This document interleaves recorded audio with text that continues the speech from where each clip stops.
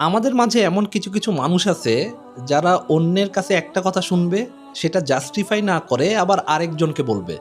এই ধরনের মানুষ সম্পর্কে রাসূলুল্লাহ সাল্লাল্লাহু আলাইহি সাল্লাম বলেছেন যে কোনো ব্যক্তির মিথ্যাবাদী হওয়ার জন্য এতটুকুই যথেষ্ট, সে যা শুনে তাই সে বলে বেড়ায়। ধরেন একজন মানুষ আপনাকে বলল যে অমুক ব্যক্তি নাকি এমন কাজটা করেছে, আপনি সেই কথাটা শুনলেন, সেটা জাস্টিফাই না করে আবার আরেকজনকে বললেন। এইভাবে এক কান থেকে আরেক কানে কথাটা গেল এবং সেই শোনা কথাটা গুজবে পরিণত হলো, অথচ সেই কথাটা সত্যই ছিল না।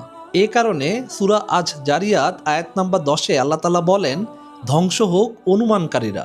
তার মানে ধ্বংস হোক তারাই যারা আন্দাজে কথা বলে, যারা অনুমান করে কথা বলে।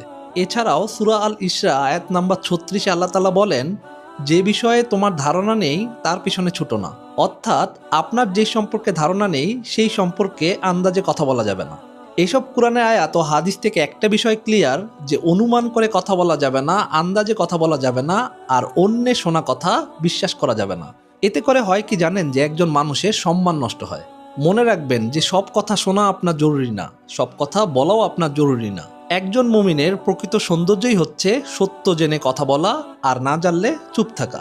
কারণ রাসূলুল্লাহ সাল্লাল্লাহু আলাইহি সাল্লাম বলেছেন, যে ব্যক্তি আল্লাহ ও আখিরাতের প্রতি ঈমান রাখে সে যেন ভালো কথা বলে অথবা চুপ থাকে।